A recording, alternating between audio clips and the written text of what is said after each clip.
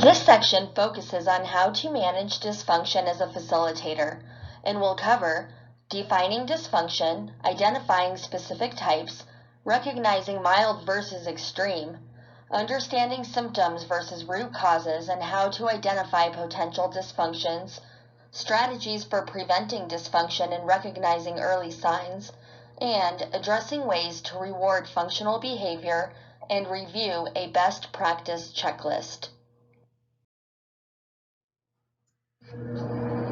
Imagine this scenario in a corporate office. You have been asked to facilitate a high-level team of executives to reach a consensus for implementing a new system.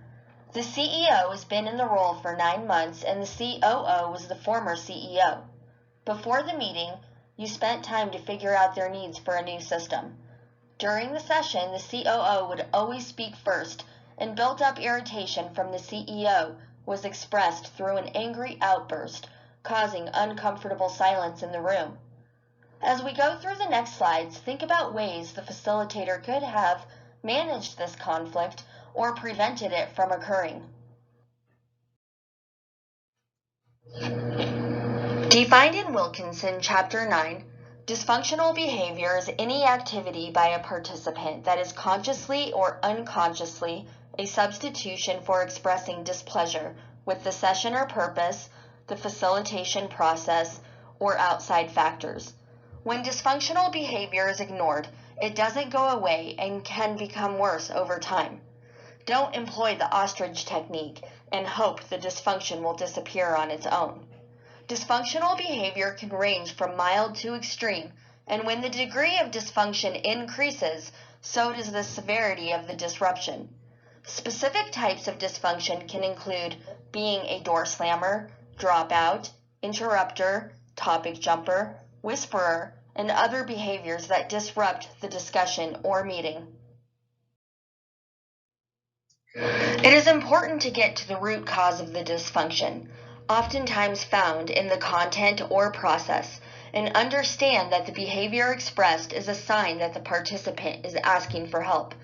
As a facilitator, try to remember it's not the person that's dysfunctional, but rather the behavior, and that can be conscious or unconscious in nature.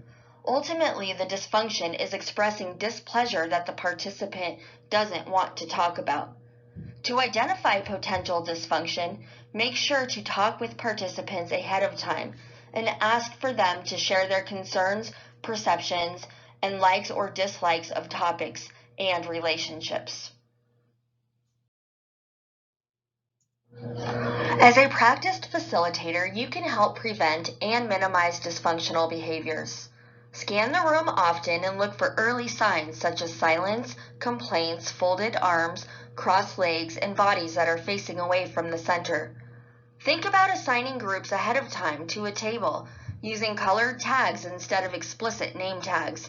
Add ground rules that you identify during the preparation stage. Interact with people who are dropping out or don't want to be present.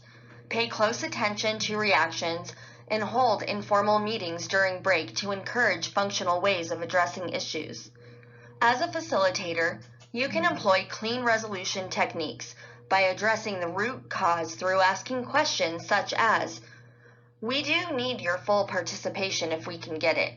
Are we addressing issues that are important to you?" And obtaining agreement on a solution as to how the situation will be handled going forward. In remembering the opening, imagine this scenario, the following strategies could have been applied, such as more preparation before the meeting, holding a private meeting with the COO in advance, address the unease early on and use a round-robin approach to get everyone's perspective, take breaks, and talk to frustrated participants.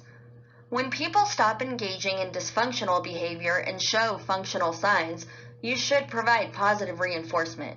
You can do this through giving your attention, head nods and smiles, giving the floor when they request it, and provide positive feedback during breaks.